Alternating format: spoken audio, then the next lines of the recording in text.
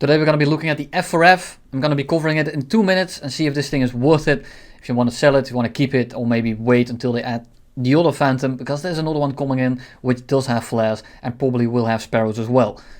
What are the differences between this thing and the F-4E? Straight up, flight performance wise, this thing is the exact same. It's very slightly heavier, however it will be lighter on the same fuel load, just because this thing carries 3 minutes less fuel. Max tank on this thing is 27 minutes, max tank on the F-4E on the US 3 will be 30 minutes. So you will always be a little bit lighter than the F-4E counterpart, but of course you are paying pretty heavily with that because you're not having any sparrows here and you don't have any flares in the back either. Dodging missiles is a little bit easier because you're a little bit lighter, however having flares makes it so much easier that it's not worth the trade-off. So this thing will be slightly more maneuverable on the same fuel load, however everyone runs the afterburner differently, so in the long run it probably won't matter that much. In terms of ground striking capabilities, this thing will be a lot better than your 104G, your MF and your G91R3. It will just have that much more payload, but however you do pay the price in terms of bullpups. You don't have them, you will miss them, and you're also missing the ballistic computer that the F-4E does have in the US stack tree. This thing does, however, have some kind of gimmick. It has gun pods together with AIM-9Js, which makes it so that you can run 3 guns, 3 Vulcans with quite a bit of ammo, as well as 4 AIM-9Js, which is a little bit of fun, but I, however, don't personally use them because I prefer just having a little bit more performance, especially considering what you're fighting. You simply have to keep in mind you're going to be facing other Phantoms, and weighing your plane down is going to be a pain. Right now you can outmaneuver them, of course, without the gun pods, and that's a little bit of an advantage that you have if you strip it away for firepower. I don't think it's worth it. The firepower of one Vulcan is more than enough. And you're not going to be facing MiG-21s. You're not going to be facing all those other planes. You're going to be fighting mainly other Phantoms. F-4Es, EJs, Cs, which are a bit of a joke. You have the FGRs. And all those planes you can outperform as long as you don't bring the gun pod. So do with that information what you want. This is basically all the information that I can give you right now. If you want to learn how to fly jets, I'm making some guides right now. I made one on the first year, the 7.3 jets, just 2 days ago, so feel free to check that one out if you're struggling with jets. I'm slowly going to transfer into 10.7, but we get there when we get there. You have to start somewhere, and we're going to start at 7.3. That's everything I have for you today. If you're only here for the information, feel free to tune out. I will probably see you somewhere else in life. Otherwise, till never. For the people that want to see gameplay, let's get right into it. The main thing I want to focus on today is dodging missiles, defeating missiles without even having flares, by turning, positioning, and all that good stuff. Where do you want to be in the fight, where do you want to be at the start of the fight, and how do you want to force dogfights if you really need to.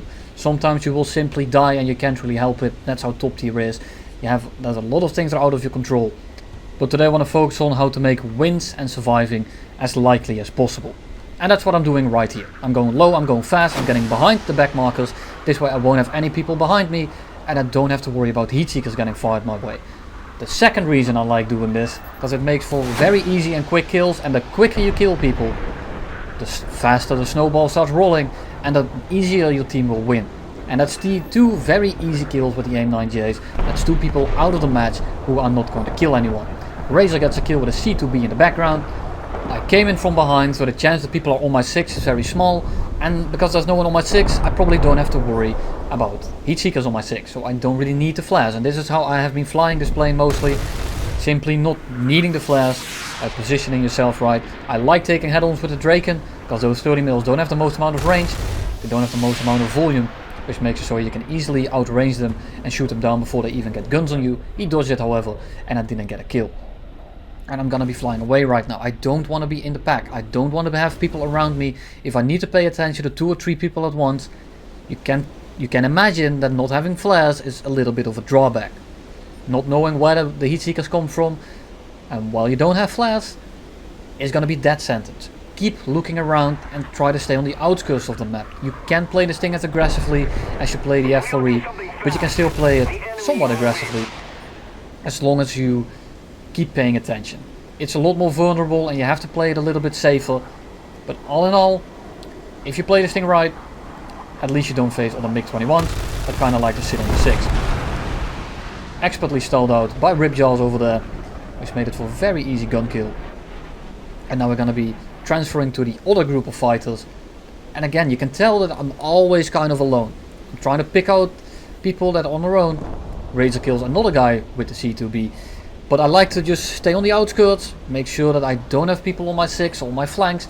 Sometimes you get someone above you, which have been most of my deaths. Simply sparrows that came from nowhere. Of course I got the ping, but it's not very audible and I just didn't pay attention to it. It will slam you. Sometimes you get top attack missiles. You get people that dive on you from very high. They shoot a missile at you, a heat seeker. And a top aspect missile is very hard to dodge without flares, because you don't really move a lot in terms of the missile pad. Because when you go left and right, the missile just has to correct a very tiny bit, and if you pull up into it, you lose so much speed, there's a very big chance you're not going to be dodging it. Right now I get the missiles on me, I'm simply fast enough, I wait for that rocket motor to burn out, I just kind of move out of the way, and the missile is gone. F-100, not the hardest skill in the world, not the hardest guy to dodge. He gets missiled right on my 6, and I can extend away again, go head on again with the J35. I want to kill him this time, so I'm a little bit more aggressive. He gets R60 from the side, and this is what the number advantage does. He gets R60, F-100 just got killed on my 6, J35 gets clapped, and there goes the Harrier. First Phantom we are going to be facing today is going to be an F-4C. The F-4C doesn't have slats and it pulls an awful lot less than you. It's a little bit faster, but that doesn't matter in a dogfight. He has the gun pods on as well, which weigh him down substantially. So all I have to do is just dodge his guns 2, maybe 3 times, and then I will be behind him. I do have to keep in mind there's an F-104J right there with AIM-9Js, but that one got AIM-9Js pretty recently. It's still a pretty ass plane, but it's good enough in terms of missiles. Set him on fire and we extend away. Try to dive into the F-104, dodge that Vulcan, and we're just gonna pull into him, because an F-104 in a dogfight is simply so sad right now. It's actually not funny anymore. The flaps got absolutely butchered on that thing, and to that point you can barely dodge missiles anymore. Especially at this speed, he's gonna eat it, and that's gonna be kill number 2. Second Phantom we're gonna be fighting today, he has been chasing me for a little bit, he's been locking me up, so I dove to the deck, I flew away from the main game, and now we are completely alone in this corner of the map. I got enough separation to go head on with him. You can see the dot right there, and he's gonna appear very soon here at an F4E. What do I want to do? I want to dodge the head on, of course. 2v2 duelist, but I just want to start pulling up into him. If he's running the same fuel load as me, I will be lighter, because I have been afterburning this entire game. Cut my afterburners a little bit to see what he is doing to cut inside of his stern, because the moment you get on his 6, it's basically done deal. Because right now I have the position, and position with missiles is basically a win at top tier. It's very hard to dodge these missiles at low speeds, because well, you don't move the plane enough to get rid of them. He does have flares, but at these ranges it's very easy to kill him. I almost missiled him there, wasn't really necessary. He flies underneath me, he's simply too slow to dodge. Phantoms are boats, they're very big. They turn quite well for what they are, but you have to keep in mind that these things are absolutely massive, so it can be kind of hard to dodge guns at low speeds. Starting to drop on top of him here. If he doesn't crash into the ground, I will make it so he crashes into the ground. He is pulling very slowly, gets some hits, he pops flat. I thought I hit him there, set him on fire. Wasn't the case, get more hits, and then the last burst puts him out of his misery. He goes into a flat spin, and we're gonna be extending away to the main fight, and by the time I'm going 1000, the enemy team is going to be dead. Another F4E, he's behind me, he's shooting the missiles at me. I don't have to worry about these missiles, I see the burner go out of that thing, the rocket motor. I go a little bit left and right. This thing will bleed a lot of speed, it's a very light object, so it won't retain as much energy. I'm simply just getting some separation in, because right now I'm faster than him, and I want some separation. So the more I have, the more likely I am to get inside of the stern. Oh, at 4 kilometers away, we're going pretty fast. I don't want to pass out right here, I want to use all my pilot's stamina when we get close. Cut in my afterburn for a very small amount, dodge his guns, get on top of him, bleed more speed by doing a loop that goes upwards, cut inside of his stern, get back on the afterburners, and now I'm firmly on the 6. He has slightly more energy, but I have missiles and we're very slow. So he might have flares at this point, but it doesn't really matter, because he needs to have his afterburner on to get away from me. And if he keeps it on while flaring, voila, it doesn't matter that you have flares. And again, coming in from the side, coming in from behind, waiting a little bit for the full boat to develop.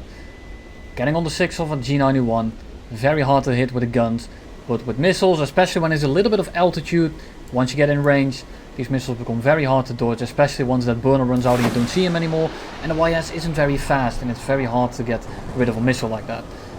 Turn into the F-104A, don't get the gun in, don't get the shots in, I just fly away. I want to be out of here, I don't want to be inside of this pack. So I'm gonna be extending out of this fight, but I do want to see if I can kill someone getting out of it. F-4E breaks upward.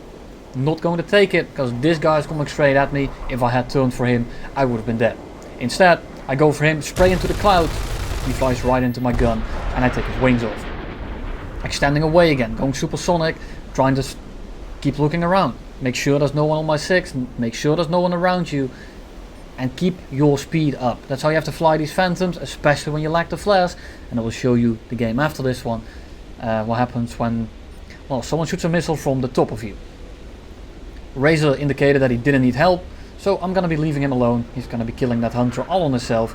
F-4E over there pulls into me, pulls away from me, don't really know what to call it. He's gone, he's not fast enough, and I'm gonna be flying over here again.